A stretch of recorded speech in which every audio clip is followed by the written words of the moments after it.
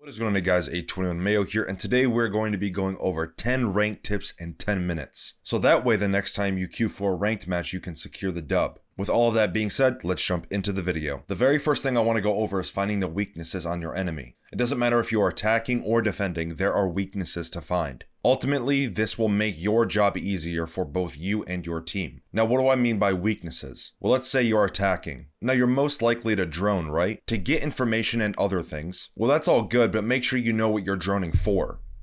I feel like a lot of people who are attacking just drone to drone because it's what you're supposed to do. Well, yes, that's kind of how it works, but what you should really be droning for are two things. Firstly, you should be finding where the defenders are positioned, and secondly, find where the utility is positioned. Once you've found both of those things, it's in you and your team's best interest to attack whichever side has the least amount of utility and enemies. That's finding a weakness. And as for finding the weaknesses when you're on defense and the enemies are attacking, the best way for me to explain this is by saying you should be positioning yourself where the attackers aren't primarily coming from. So on Villa, if the attackers are coming straight from Master, then you can play top red stairs. Now keep in mind, just because there are 4 attackers Master doesn't mean that there won't be someone pushing from study. You have to keep that in mind. Also on defense, it's important to realize what operator you are. So on the Villa example again, if there are attackers pushing from Master and you're playing Bandit or Cade, then your job should be to trick the hard breaching utility. I really leave it up to you and your decision making to find out what's best on defense, where there are many situations where it could change how you position yourself. But ultimately, you as a defender should try your hardest to control areas inside and near the bomb site, so that way you make the attacker's jobs at attacking as hard as it can be. Before I go deeper into the video, I would greatly appreciate it if you guys would like the video and subscribe to the channel. It will help me out tremendously as it will push the video into the YouTube algorithm so that way it can get recommended to more people. If you enjoy my content and learn something from it, you would want other people to learn it too, right? So that way the next time you solo queue in ranked, you don't get a teammate who dies in the first 10 seconds of the round, right? Liking and subscribing is free and only takes 2 seconds to do, and if you don't enjoy my content in the future, you can always unsubscribe. Thank you, I appreciate it. Tip number 2, get on cams when you die. This one is pretty obvious, but there are still some things most of you could benefit from this tip. Watching cams and giving good calls and accurate information is just as much of a skill as shooting straight is. At the end of the day, we all want to win the ranked match and get elo, right? Well, you could be the difference maker with giving good calls and leading you to a free win. Our next tip is something that all of us need to hear, and sometimes even me, which is honesty. We are very rarely honest with ourselves. Honesty is how you get far in any aspect of life and even Siege. If you're not honest with yourself when you make a mistake, it will take you longer to learn from that mistake which you made. Which brings me to my next point, which is complaining.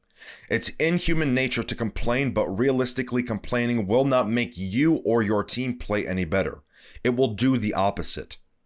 Complaining about the way you die or how the game got you killed will never show you that it is ultimately your fault as to how you died. Complaining will blind you from getting better and winning as many ranked games as you should be. Tip number 4. This is something that I'm sure we have all heard about, which is playing the objective. And when I say play the objective, I mean planting or defending, not killing. Both on attack and defense. On defense, if you're ever in a situation where you are the only person on site, or it's you and one other player, it cannot hurt to ask or tell your team that you need more people site. Playing site as a defender is what the objective is. It's to defend. As for attacking, your main focus should be to plant. I know you've probably heard this a million times, but it's important you understand that kills is not the primary objective. Kills are only an obstacle to your main focus of planting.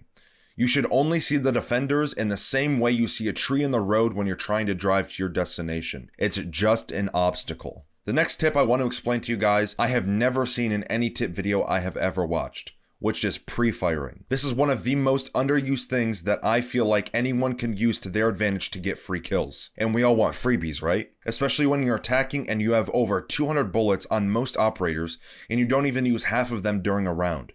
You're wasting your bullets by not, air quotes here, wasting them on pre-firing. I'm sure some of you have heard the expression, you miss 100% of the shots you don't take. Well, the same thing applies to Siege and pre-firing. You are more than capable of pre-firing an enemy and getting a free kill just because you decided to let it loose. If you don't pre-fire, then you're saving your bullets for absolutely no reason. Now on defense, you have to be a little bit more careful as some guns have a high fire rate with low reserve ammo, which could put you in a sticky situation if you pre-fire a lot. But if you're playing operators like Jaeger or Wamai, who have over 200 bullets each round, there should be no reason as to why you're not pre-firing. Our 6th tip is making sure you adapt to the enemy. I see it a lot, especially in low-ranked games where they bring the same operators and go to the same bomb site, hoping they can squeeze the round out without changing anything or adapting to what the enemy did the round previously to win it. Actually put some thought into what the enemy did to make their jobs easier to winning the round, and try your hardest not to allow that to happen again. It's really that simple. Whatever issues the enemy gave your team the round before, make sure you don't allow them to do that again. Moving into our next tip, I want to explain how you need to start filling in operator gaps. Now, what I mean by an operator gap is always make sure you have at least one hard breacher on attack on most maps. There are exceptions like Coastline where you don't always need a hard breacher. Make sure when you're attacking that you have at least one set of grenades or a Capitao, an Ash or a Zofia, and a soft breacher. This is a good blueprint to have in any attacking lineup. And the same thing goes for defense. Always have a Jaeger or Wamai, or even both, an Intel operator, and some sort of plant denial operator like a Nitro Cell Smoke or even Tachanka. As well as a shotgun for rotates and kill holes to allow you and your team to play the objective any way you please. Filling in these gaps is what takes an okay rank stack to a winning almost every game rank stack.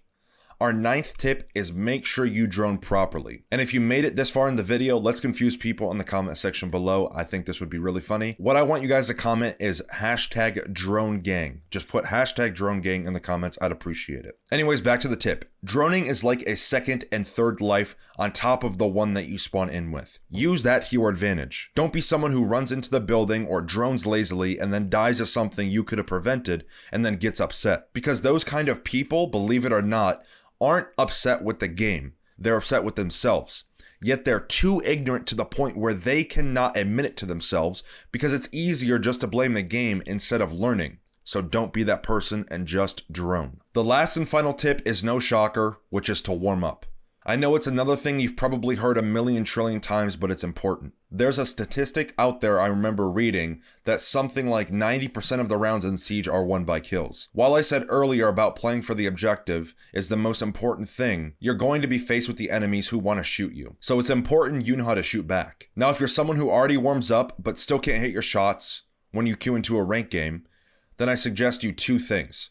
Either you're warming up too much or you're not warming up enough. Myself, I'm someone who likes to warm up for 40 minutes to an hour on average. But there are some days where I get on and I start warming up and I feel really good after 20 minutes. Once I get to that point, I stop because I don't want to overdo it. Warming up too much is a thing and can decrease your concentration before you start playing. I suggest you stop warming up once you start shooting and reacting effortlessly. It's all trial and error. Try more time in T-Hunt and try less time.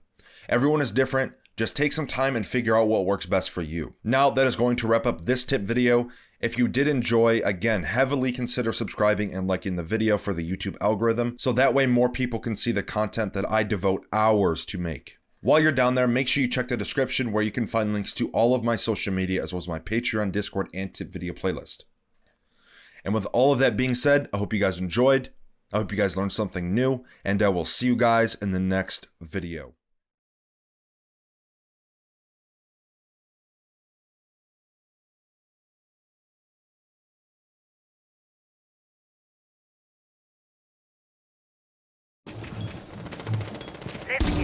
Swapping mats!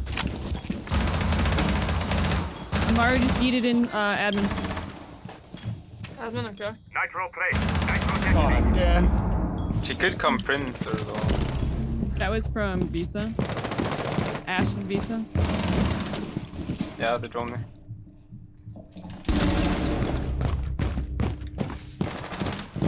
One top skylight.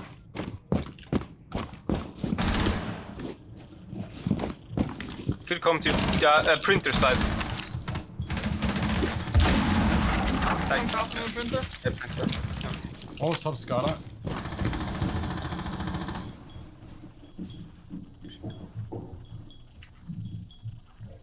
I think so. No. Probably. Maybe actually. Yeah. Yeah, the glass wasn't broken. So. Top visa. Top visa.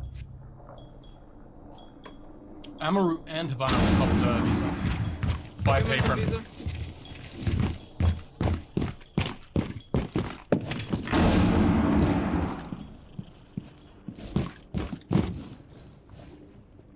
behind long desk, upstairs. I'm just Both of them. this. One's in front, top spiral. I'm gonna red ping. Jack, come along. the door. Past it. Last stop standing. Okay. Drone on your feet. Yeah. Connect it. Yeah. In connect. Nice. Good job. Friendly's victorious. Hostiles eliminated. Nice. She just got flashed while watching cameras.